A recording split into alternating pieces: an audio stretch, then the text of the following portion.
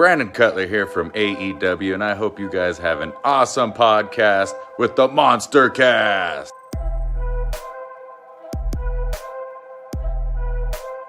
What's up, you guys? Sean Ross Sapp, Fightful here. You're watching the MonsterCast with Jack and Ryan. A big shout out to those fellas. Good people. Check them out.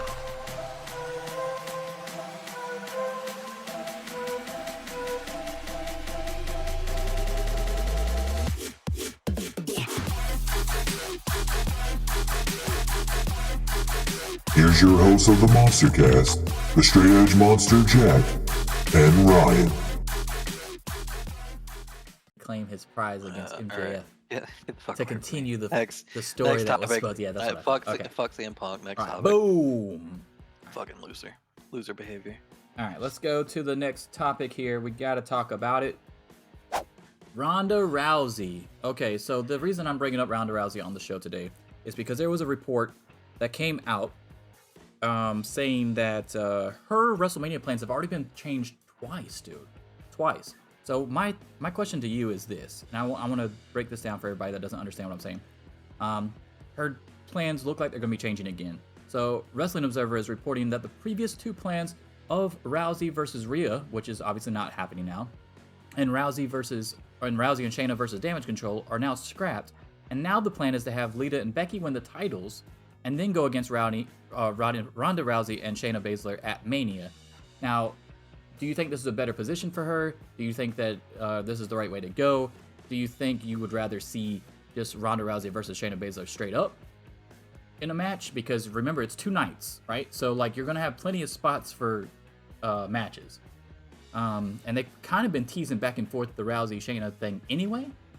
So would you rather see Lita and Becky versus Rousey and Shayna at Mania, or would you rather see Lita and Becky against somebody else like Damage Control or Bayley and somebody else or what have you, and then see Rousey versus Shayna instead in a singles match? Because she's gonna be on the card because she's too big of a draw not to have on the card. Yeah, I was gonna say I don't want to see her at all. It's the same situation as so you remember when we were talking last week or the week before about Logan Paul, right? And we don't like his position, but we understand why he's on the card, right? Same thing with the Ronda Rousey. The problem we had with the Logan Paul situation is the Seth Rollins attachment when you're wasting a Seth Rollins WrestleMania moment or WrestleMania match when you don't need to. Like I said on that show, Montez Ford could be put in that same situation and deliver just as good of a match. And then you could save Seth Rollins for a more high-profile match.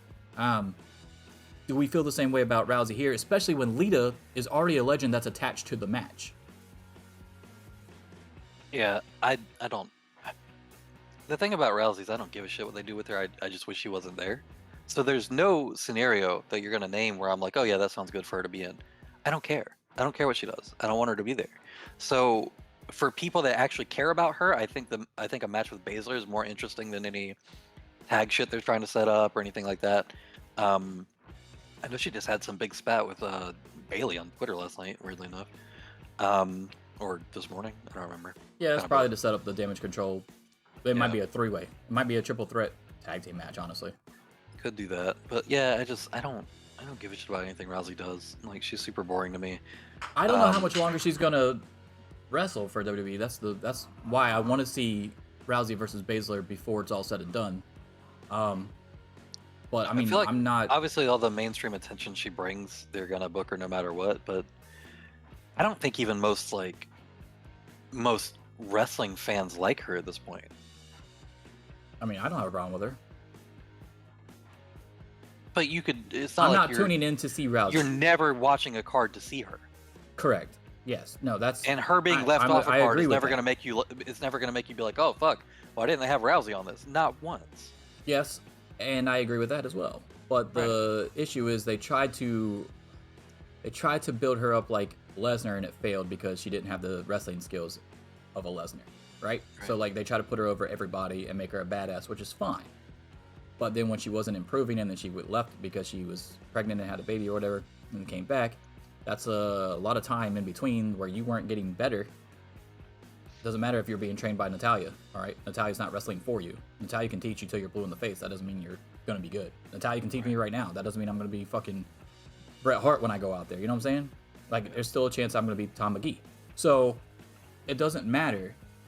But I do believe that she's trying harder this time than she did last time, if that makes sense. I think she's taking it more seriously. She's doing clearly more dates than she was last time, right? So, I mean, I'm pulling for her to get better type deal, like a Trish, maybe, something like that. But the problem with her is that she has that Brandy Rhodes effect when every time she talks, she sounds like a heel. So you'll never be able to turn her face again, I don't think. Unless Shayna turns on her, and it's a really quick fucking turnaround before they have the match, so the people can't realize that, hey, we don't like Rousey either. So they're bullying both.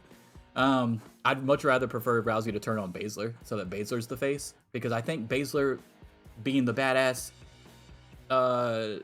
character, like a Taz or whatever, plays off a lot better, because she's better at wrestling than Ronda Rousey is at pro wrestling, I should say. Well, the Rousey thing, I mean, she's calling out. Here's the thing too, kind of like what you were talking about. Damage Control is supposed to be a heel team, right? So she's on Twitter calling out Damage Control for not defending the belts enough, and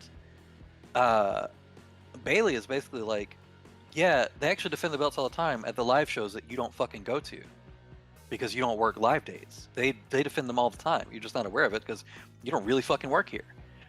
And Rousey's reply was some shit like, oh yeah, me and all of the other 15 people in whatever town in Illinois will definitely watch that or whatever. And it's like, you can't pretend that you're the face in the situation when you're talking shit about people who are doing work and you're not doing work. It doesn't work. I mean, technically she's a heel right now anyway, so I don't really have a huge problem with it. But my problem with it is that who cares if they're defending it, because those title reigns or those title defenses aren't even recognized by WWE. So I don't really understand why that's even an argument, or why Bayley would even use that. But I will say, in Bayley's defense, she could burn down an orphanage tomorrow, and I would still pull for Bayley over Ronda Rousey. So I don't really care, because Bayley is my girl, son.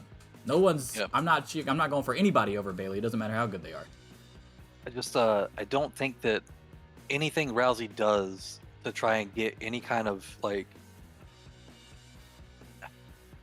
positive, like even talking shit about a heel team not defending their titles enough, somehow backfires on her.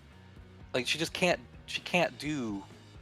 I get what you're saying. She doesn't have the connection, right? She's not like the Nyla Rose or the LA Knights, you know, the ones that can get on the mic or on social media and just has a straight connection. She falls flat more like a Brian Myers type of deal, right? So like, yeah, they could be funny, or they could be badass, or they could be whatever, but just the way they come off, it doesn't connect. So she doesn't have the connection. I get what you're saying. Yeah. Hey guys, did you like that video? If so, don't forget to subscribe to the channel. You can also catch full episodes of the MonsterCast on Spotify, Apple Podcasts, and Google Podcasts. And you can also catch us live every Sunday on Twitch. All links in the description below, along with some sweet merch from yours truly, the MonsterCast. Deuces.